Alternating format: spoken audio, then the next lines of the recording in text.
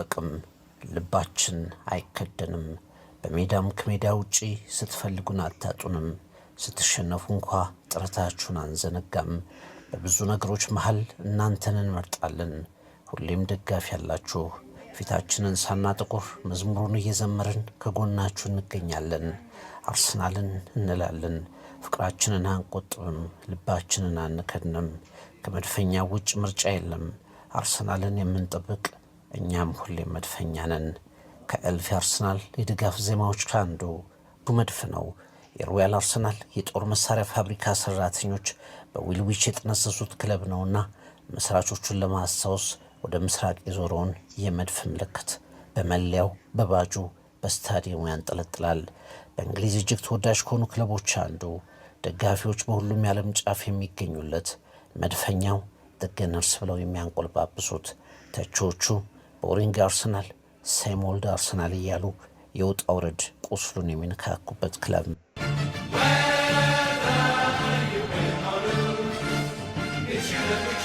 ዘንድሮ ፕሪሚየር ሊጉን እየመራ ነው። የሁሉንም ትኩረት ስቧል።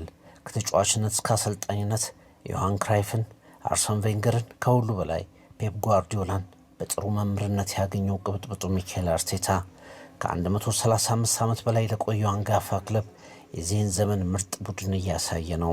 መወድስ ለሚካኤል አርቴታና ለተጋይ ኮከቦቹ። አርሰናል አሰልቺ አይደለም። አርሰናል ፕሪሚየር ሊጉ ጅማሬ ላይ ፈክቶ ጥቅምት ላይ የሚረግፍ አበባም አልሆነም። ዋንጫዎችን ያሳካል የብዙዎች እምነት ነው። ካልሆነም ግን ቡድን እንዴት መሰራት እንዳለበት፣ ለአሰልጣኝ እምነት እንዴት መሰጠት እንዳለበት እያስተማረ ይገኛል።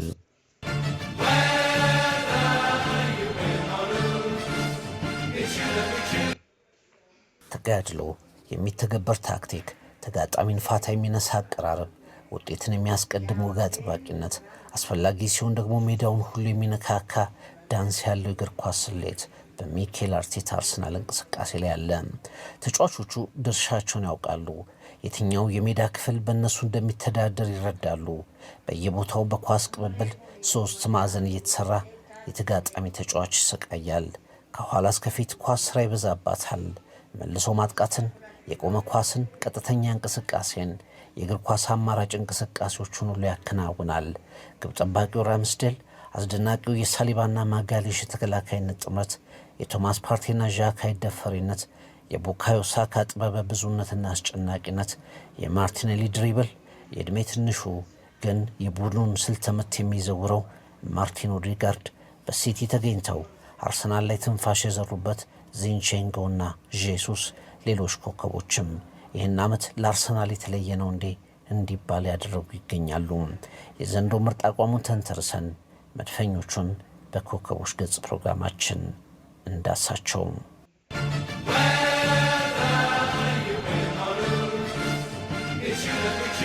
1886 በዊልዊች ተመሰረተ። 1983 ከደቡባዊ እንግሊዝ የእንግሊዝ ሊግን የተቀላቀለ የመጀመሪያው ክለብ ሆነ። በ1913 ከ20 ዓመታት በኋላ አርሰናል ረጅም ዘመን የተጫወተበትን ስታዲየም ሃይቡሪን ገነባ። ከተመሰረተበት ጊዜ ጀምሮ አርሰናል ከቶትናም ሆትስፐር ጋር ባላንጣ ሆነ። የሁለቱ ክለቦች ጨዋታ የሰሜን ለንደን ደርቢ ተሰኘ። በ1930ዎቹ በ1971ና 1990ዎቹ አርሰናል እንደ ክለብ የውጤታማነት ታሪኩን ጻፈ። 2010 ላይ የአንጋፋ ክለብ ቢሸጥ ተብሎ በጣም በከፍተኛ ዋጋ ተገመተ።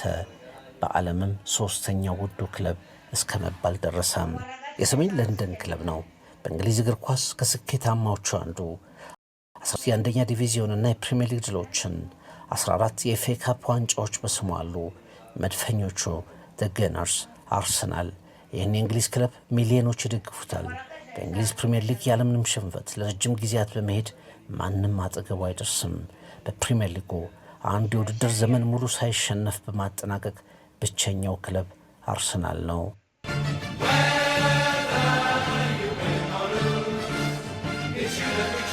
ሚሊዮኖች ከዚህ ክለብ ጋር በፍቅር ወድቀዋል። ከዓለም ተወዳጅ ክለቦች አንዱ ሆኗል። ማራኪ አጫዋቱ፣ የስታዲየም ተመልካቹ በውጤት ማጣት እንኳን እንዳይቀዘቅዝ አድርጓል። ኸርበርት ቻፕማን የአርሰናል የ1925 አሰልጣኝ ሆኖ ተቀጠሩ። የክለቡ የ1930 የመጀመሪያ እንግሊዝ ሊግ ድል የተፈጠረው ያኔ ነው። የፕሪሚየር ሊግ ዋንጫ፣ የኤፍኤ ካፕ ድሎች ከአርሰናል ጋር የታረቁት ያኔ በኸርበርት ቻፕማን መሪነት ነው። አርሰናል በለንደን ካሉ የባቡር የውስጥ መስመሮችም የአንዱ አቅጣጫ የተሰየመለት ብቸኛው የእንግሊዝ ክለብም ነው። 1930ዎቹ ክለቡ እውቅናን በመፍጠርም በተደጋጋሚ ፕሪሚየር ሊግ ድሎችን በማግኘትም ወርቃማ የሚለው ጊዜው ተፈጠረ። በርቲሚ ቶሚ ዊታከርና ጆርጅ ግራሃምን የመሳሰሉ አሰልጣኞች በመቅጠርም የተለያዩ ውድድሮችን በማሸነፍ ወደ ታዋቂ ክለብነት በተለያየ ዘመን ተንደረደረ። አንድ ሰው በ21ኛው ክፍለ ዘመን ክለቡ ባጫወት በደጋፊ በኢኮኖሚ ጡንቸኛ ክለብ እንዲሆን አደረጉት። እነዚህ ሰው 1996 መድፈኞቹን የተረከቡት አርሰን ቬንገር ናቸው። ብዙም ፈገግታ ያልነበራቸው ሲባሉም ነበር። የአርሰናል የቅርብ ጊዜ የተወዳጅነት የስኬት ምስጢር እሳቸው ናቸው። አዲስ የተጫዋቾች አሰባሰብ፣ አዲስ የቡድን ግንባታ፣ አዲስ የኢኮኖሚ እይታ። አርሰናል በቬንገር ወደ ሌላ ምዕራፍ ተንደረደረ። አርሰናል የሊግ የኤፍኤ ካፕ ዋንጫዎችን በቬንገር መሪነት ደጋግሞ አሸነፈ። በቻምፒየንስ ሊግ 2006 ላይ ለፍጻሜም ደርሶ በፍጻሜ ጨዋታ ተሸነፈ። በ2003-2004 በእንግሊዝ ከታዩ እጅግ አስደናቂና አስደማሚ ቡድኖች መካከል አንዱን ኢንቪንሲብልስን ሰሩ። አንድም ጨዋታ ሳይሸነፉ ፕሪሚየር ሊግን ያነሳው የአርሰን ቬንገር ቡድን የማይበገር ኢንቪንሲብልስ ቅጽል ስሙ ሆነ። 49 ጨዋታ ያለ ሽንፈት የዘለቀውን ቡድን ብዙ ኳስ አፍቃሪያን የኔ የምንጊዜ ምርጥ ቡድን ሲሉት ይሰማል። መድፈኞቹ የእንግሊዝን አድማስ ተሻግረው የብዙዎችን ልብ ሲያሸንፉ ያ ቡድን ባለውለታ ነው። መድፎች ምልክቶቹ ናቸው። እነዚያ መድፎች መድፈኞቹ ደገነርስ የሚለውን ቅጽል ስም ፈጠሩ። ከስራቸው አንድ መልእክት አለ።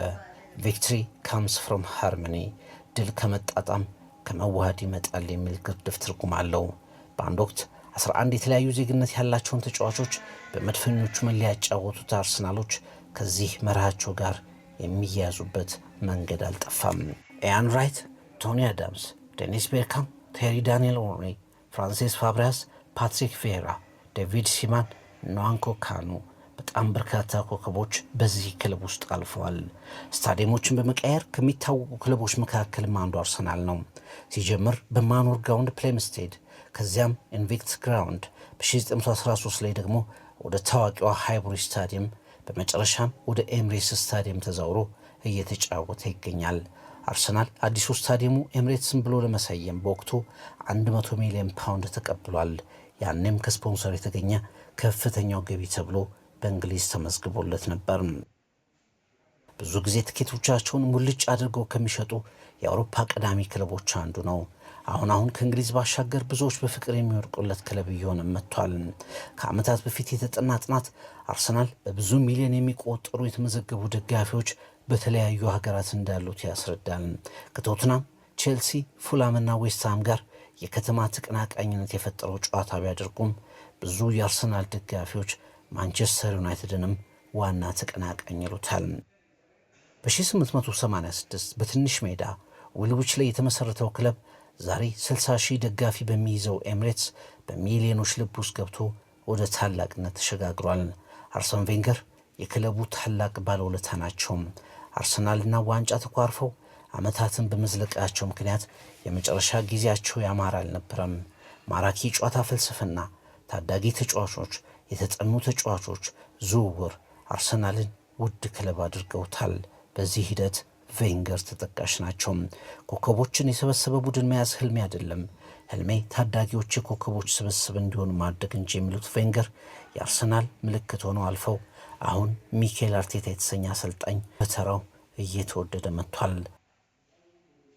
ዘንድሮ መድፎ ኢላማውን መጣሉን ቀጥሏል። የአርሰናል ደጋፊዎች ዝማሬም ከወትሮው ተለይቷል።